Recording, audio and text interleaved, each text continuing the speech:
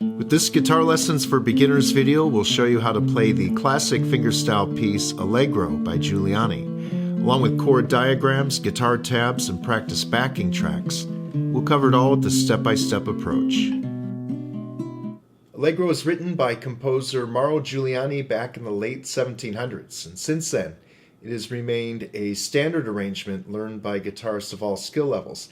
Now, with its classical influence, the obvious choice would be a classical or nylon string guitar.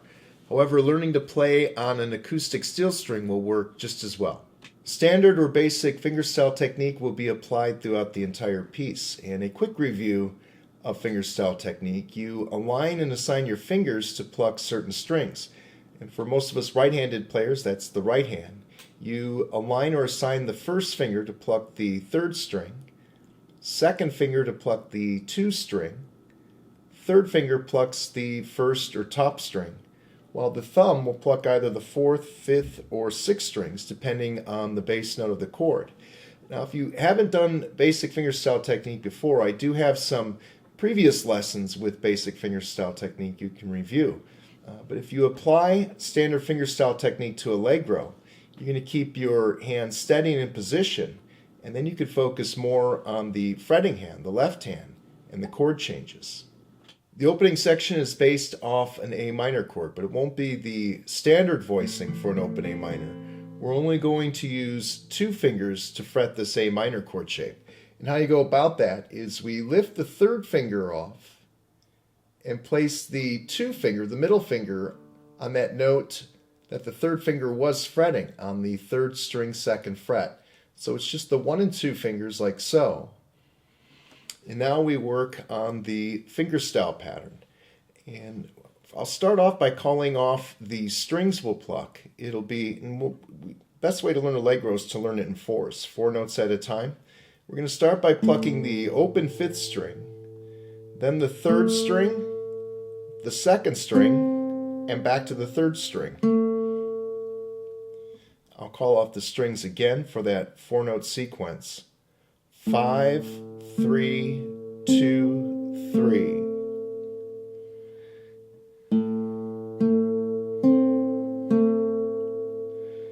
Once you know what notes to play, you can start counting it. 1, 2, 3, 4. And if you have that 4 count down, it'll make it easier for the next section, because I'll back it up to the beginning. 1, 2, 3, 4. Then the next 4 count, we'll take our 3rd finger and pluck the top string open. That's the next 1 count. And then the same 2, 3, and 4 counts that we did on the previous sequence will be played again, will be repeated. So that second set of 4 notes, 1, 2, 3, 4. And from the beginning, 1, 2, 3, 4. 1, 2, 3, 4. And we'll do that one more time.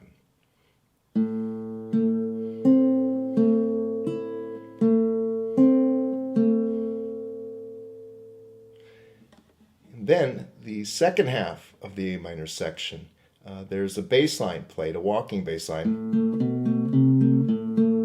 Now, how we get there from that 2-finger A minor chord,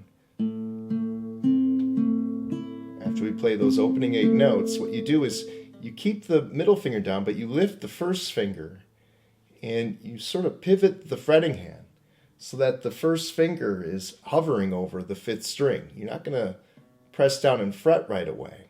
But if you have that 1st finger placed over the 5th string, then we're going to do this. We're going to play a 2-note sequence, the 5th string and the 3rd string. And that would be 0, and then if we just call off the fret on the 3rd string, that would be 2, the 2nd fret. 0, 2. And the reason why I'm emphasizing the frets is because this walking bass line, we keep that middle finger anchored on the 4th string 2nd fret, or 3rd string 2nd fret. But we're going to play a walking bass line. 0, 2. Then that 1st finger that's hovering, you press down. 2, 2. And we'll do that one more time. if we just call off the bass notes, now that we know what to do, 0, 2, second fret on the 5th string, then 3.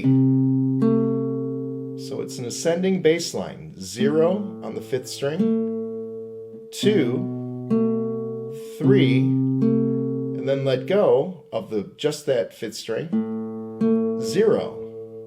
We're not calling off the 3rd string fret. Once we know what to do, we can focus on the bass line. 0, 2, 3, 0. And we'll do that one more time. 0, 2, 3, 0. And now we put it all together. We go back to that opening A minor chord, the 2-finger A minor chord. And we focus, remember, counting in 4s.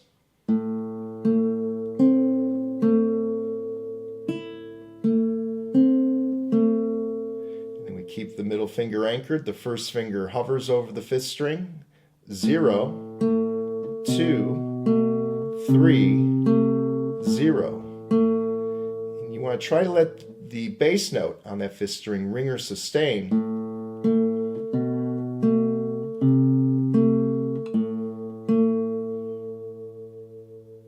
And we'll do it one more time.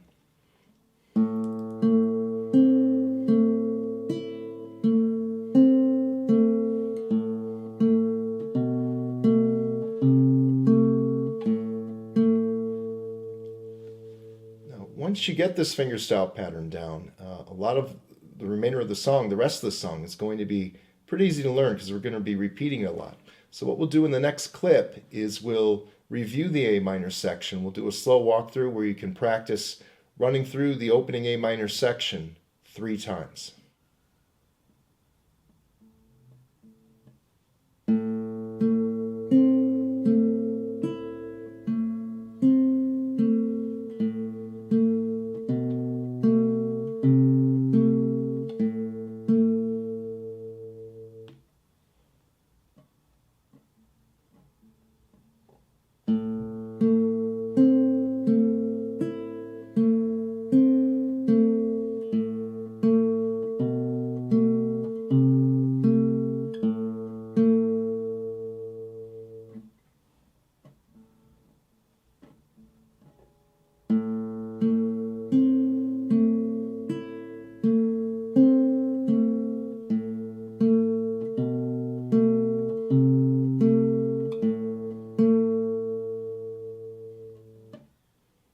For the D minor section, we play a regular D minor open chord, and the fingerstyle pattern remains the same. The only difference will be we shift the bass note from the 5th string for A minor to the open 4th string for D minor. So here's how the fingerstyle pattern will be applied to D minor.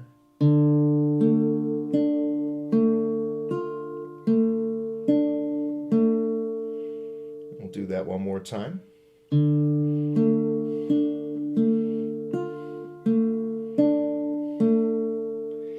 And same thing applies to the walking bass line. It's pretty much the same as the A minor section, except we shift the bass note now to the 4th string that we'll be plucking with the thumb.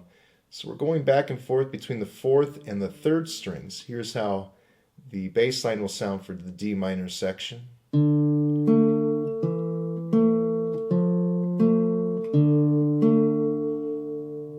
do that again.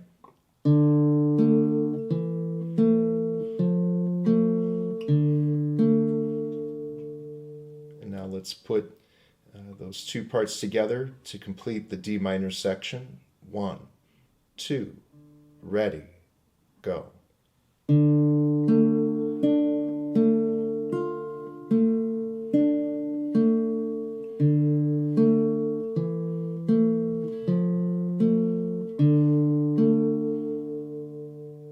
we'll do one more.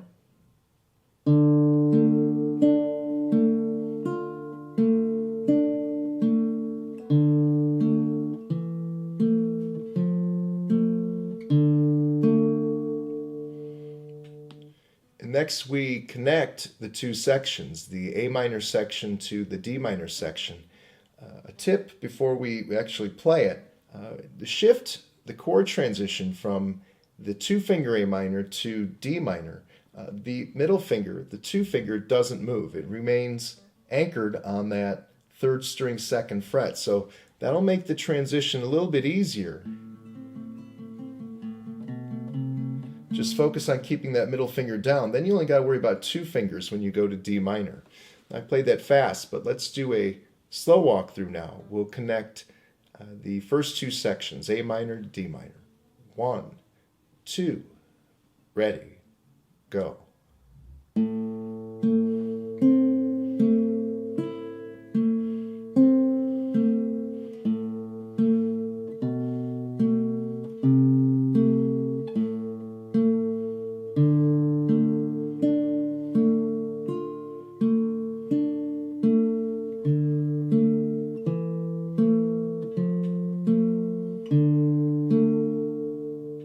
And we'll do it one more time.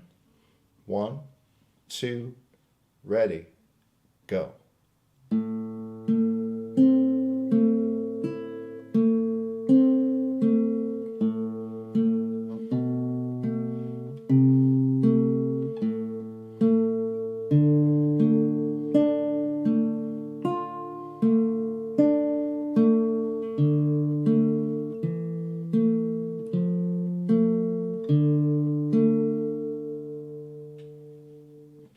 For the E section, we go to an E major chord, but it won't be the standard open E major chord voicing.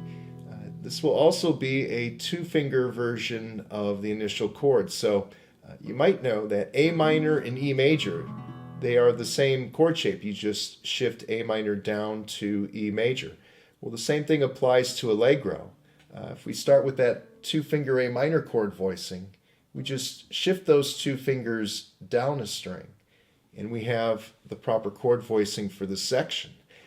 Same fingerstyle pattern applies, except we'll be on the top 4 strings for this chord. And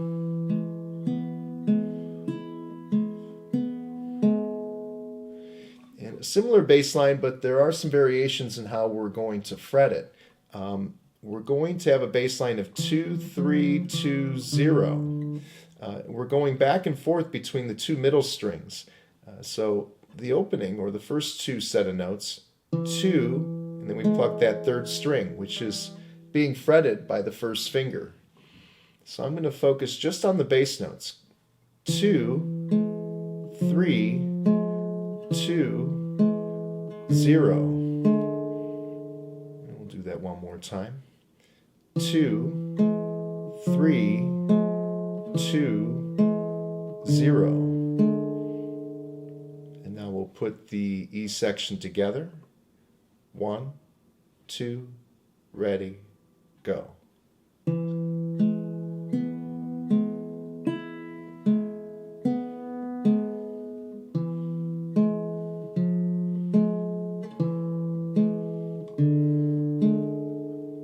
And one more.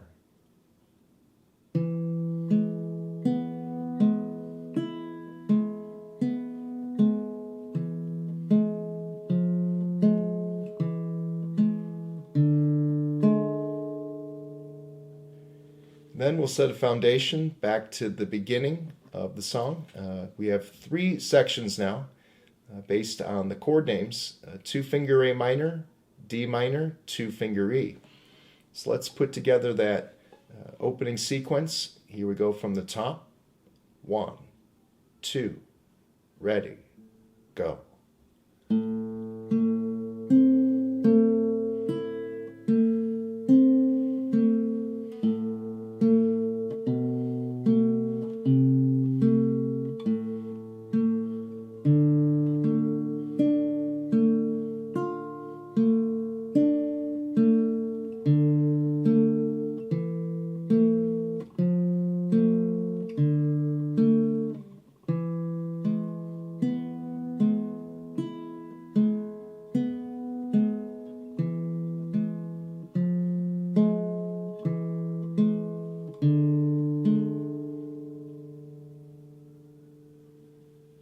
One more run through from the beginning.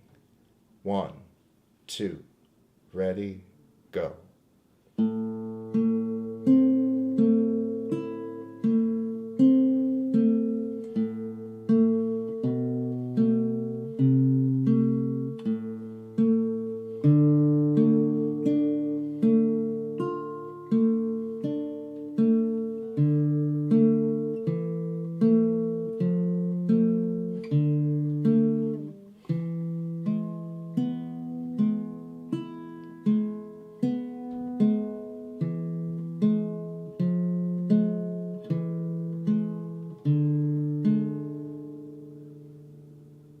The next section of Allegro will probably be the most challenging. We have some unique chord voicings, an A minor / C chord. And a good way to memorize this chord is that if you think about the two-finger A minor chord voicing we used earlier, all we do is add in the 5th string 3rd fret, the C note, as the bass note. And then we have an E7 / B chord shape. And these chords are kind of off-center sounding intentionally. It's creating a sense of drama or tension in the progression. So a good nickname for this section, I would call it the 2 odd chords. That'll save me a lot of syllables as far as explaining things when we talk about the arrangement. But let's get started with the first chord, A minor / C, or the first odd chord. We apply the same fingerstyle pattern with the 5th string bass note.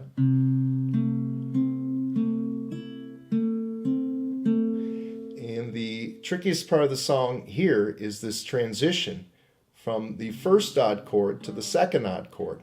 And what we got to do is we have to break it down a finger at a time, because it's very important that you switch the fingers in a certain running order. And so in other words, you have to prioritize which fingers to move first. So going back to that first odd chord, the first thing we do is we take the middle finger, and that shifts along, stays along the 2nd fret, goes down to the 5th string 2nd fret, and we release the 3rd finger. That's our new bass note. Next, the 1 finger shifts down a string, stays along the same fret. And finally, with our 4th pinky finger, that goes down on the 2nd string 3rd fret. And we'll apply the fingerstyle pattern to this chord, the E7 / B,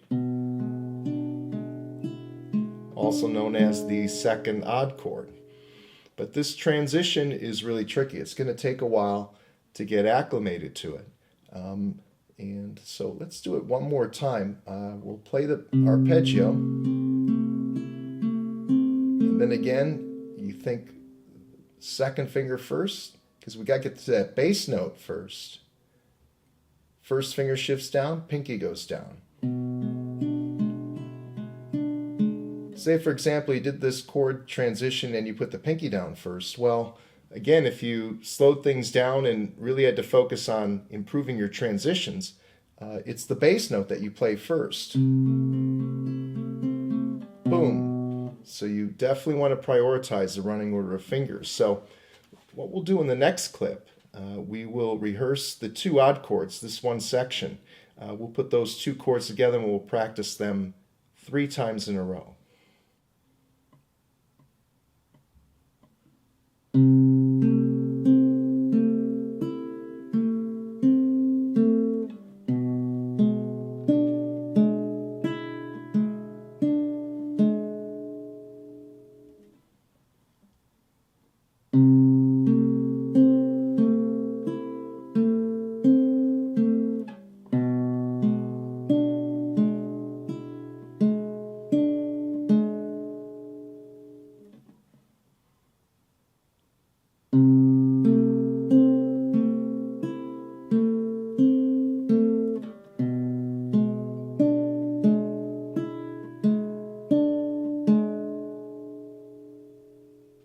Now at this point we've covered 2 lines of Allegro, and each line has 2 sections that we refer to by the chord names used. So the running order of the opening 4 sections of Allegro, we have the 2-finger A minor, the D minor section, the 2-finger E section, and the 2 odd chords.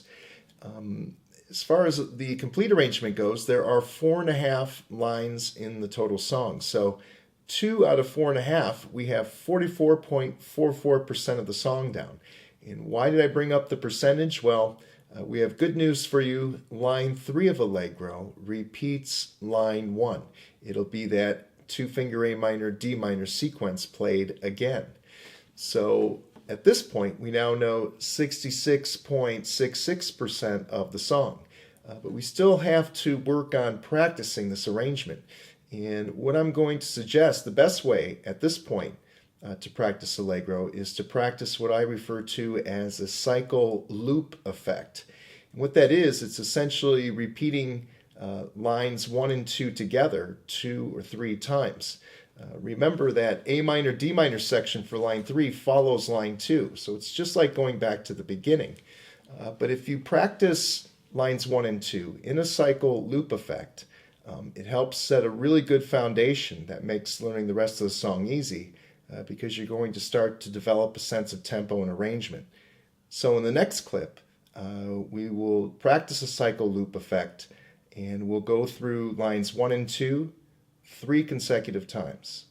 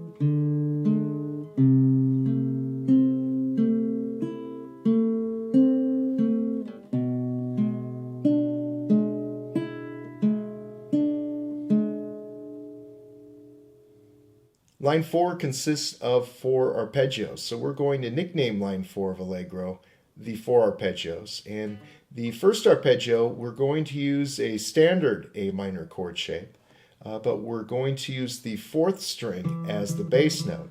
And we're going to apply the same fingerstyle pattern to start.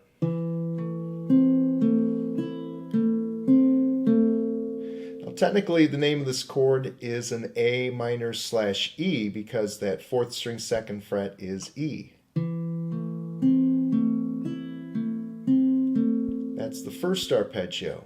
The second arpeggio, we don't change the chord shape at all, but we do shift the bass note. The thumb will now pluck the bottom 6th string. Still holding the A minor chord. This bass note, though, it's the same pitch, E, it's just a lower E. So the first 2 arpeggios are both A minor / E chords. Let's go back and put the 2 together.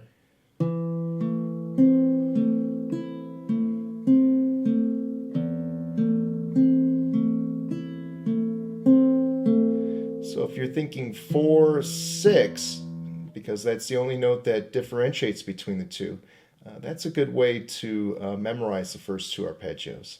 And then for the 3rd arpeggio, we are going to lift the 1st finger off the 2nd string, and the bass note we shift back to the 4th string.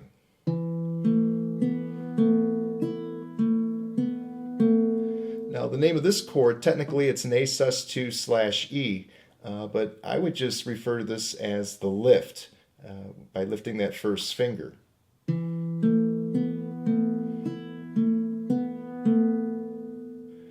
And let's put it together now, the first 3 arpeggios.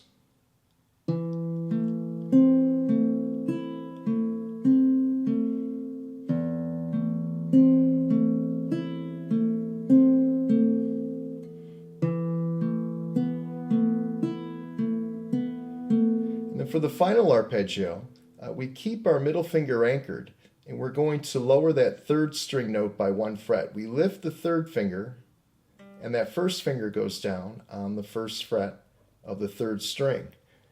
Bottom string open is the bass note. So that's a 2-finger E major chord again. But I refer to this section as the shift because we're shifting the bass or the third string down 1 fret.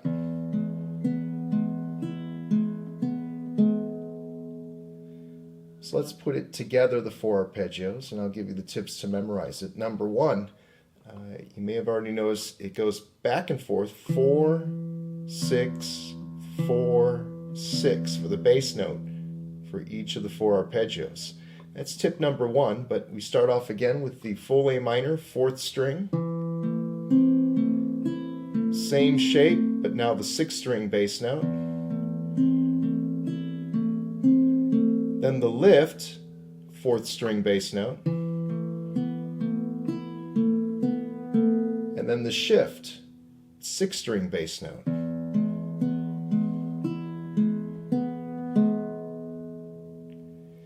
What we'll do in the next clip, we'll review the 4 arpeggios and we'll run through them twice.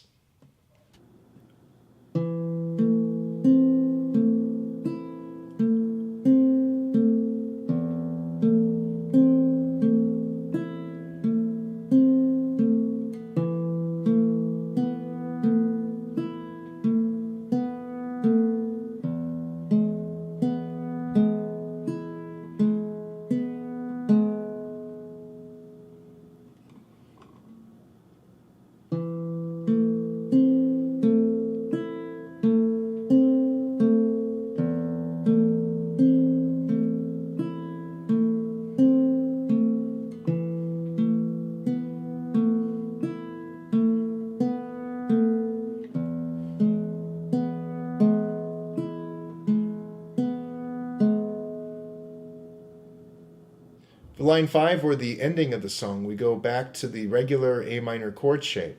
And it's a real basic fingerstyle technique here. We now use the regular bass note for A, which is the 5th string open or an A note. And then we're going to just walk up the strings, 5th string, 3rd, 2nd, and 1st, or a 4 count, 1, 2, 3, 4. And then with this A minor chord shape, we shift it down, which makes it now an E major chord shape. And we pluck the 6th string and the top 3. So another 4 count there on the E major. So putting the 2 together, and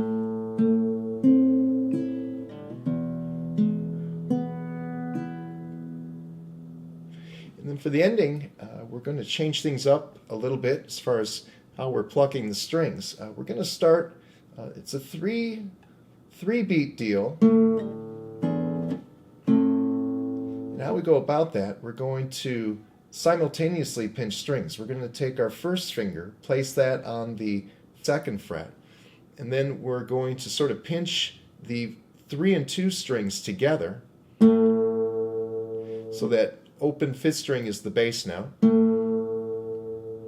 And then what we do with the fretting hand, the trick to this transition here is you take the 1 finger and just think up and over 1, or sort of a diagonal movement here to the 2nd string 3rd fret. Then we form sort of a triangle shape, upside down V, however you want to look at it. But the chord shape shown, the chord diagram I should say, is shown on the screen. And what we're going to do with this chord, we're going to pluck 4 strings at the same time, and I call this sort of the claw technique. Again, it's that fingerstyle deal where we align and assign our fingers 1, 2, and 3 on the top 3 strings, and the thumb on the bottom 6th string. And while holding this chord shape, which is an E7th, we sort of claw or pluck all 3 strings together at the same time. So let's walk it back a little bit to that initial pinch chord. This is an implied A minor. And then we go to the E7. And then, to wrap it up, we take our first finger and partially bar it on the top 3 strings of the 5th fret. And we're going to again pluck 4 strings at the same time. Now the bass note shifts to the 5th string. That's the last chord of the song. So backing up, we'll play that 3-count ending.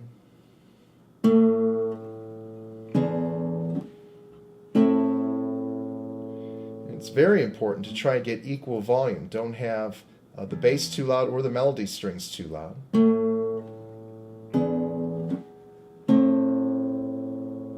And make sure you play the proper bass notes too, because this is sort of essential, that dun, dun, dun, as far as the bass note ending.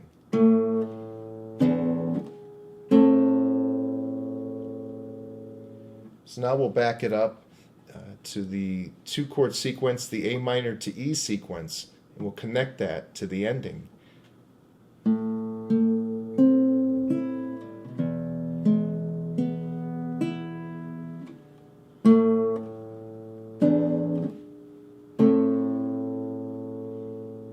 And we'll do that one more time.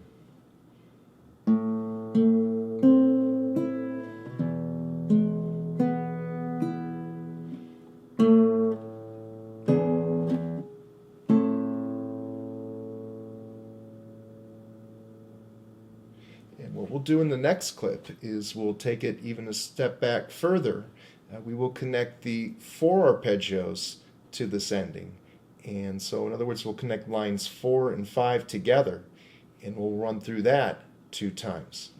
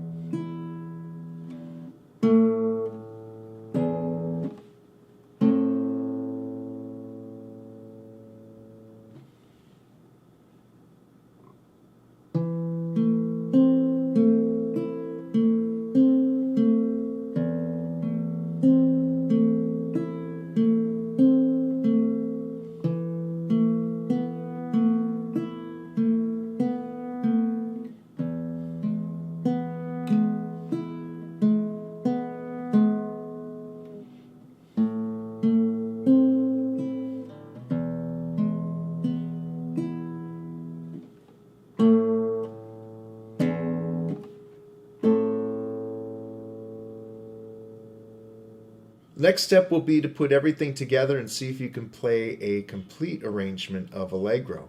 And speed is not a priority at this point. Simply knowing that you have all the sections memorized is the first step.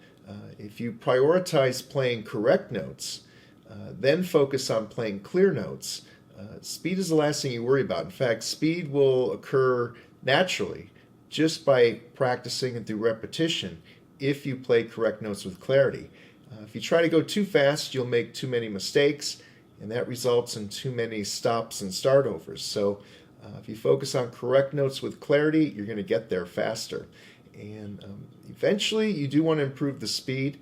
It may take a week or two. Right now, it may take you 2 minutes, 1:45 seconds, 1:30 to play the complete arrangement. But if you keep at it, your next goal regarding speed should be to play Allegro in about a minute. And what we'll do in the next clip is we'll do a complete walkthrough of the arrangement, and we'll play it at a slow tempo that you can practice along with.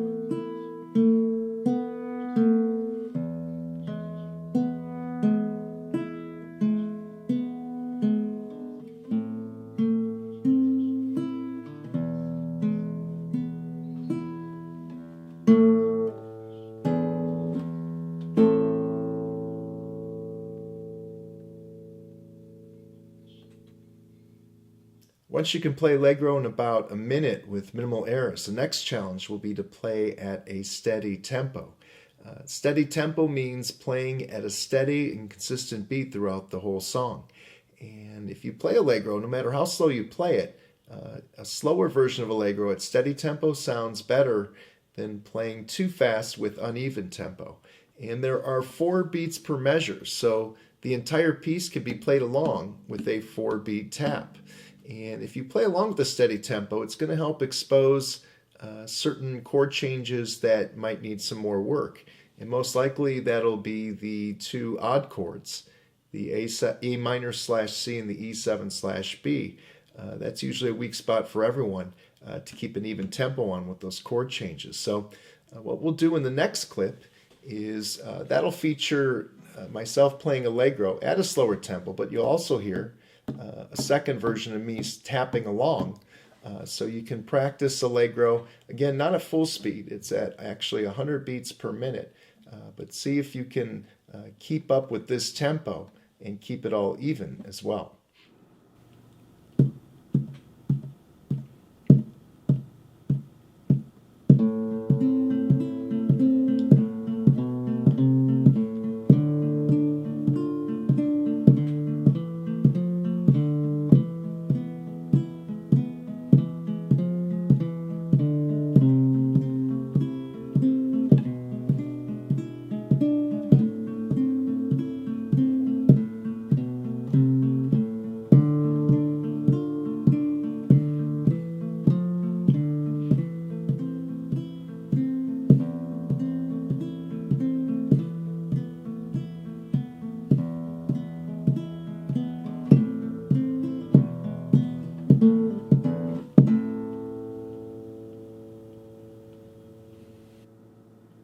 So the final challenge, we'll try now to play Allegro at an actual Allegro tempo. Allegro is the proper name of this piece, but it's also a common musical term that means a fast pace or speed. And if you look at a metronome, an Allegro setting is between 120 and 160 beats per minute. And what we'll do in the next clip is I'll play Allegro at 122 beats per minute, which I think is just right. You don't want to play it too fast. Otherwise it sounds like a beehive. You want to play it so the notes still have some clarity to them and some sustain. So in the next clip, you can practice playing Allegro at 122 beats per minute.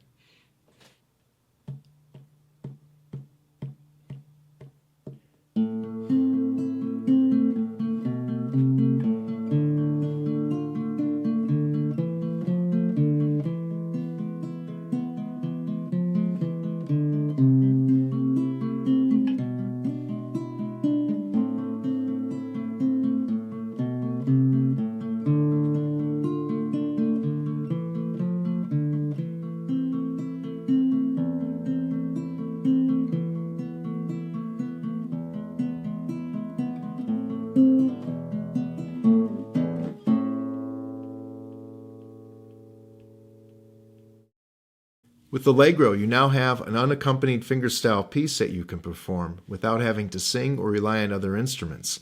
And it's a great foundation as well for learning some fingerstyle classics, such as Stairway to Heaven, Tears in Heaven, or Dust in the Wind.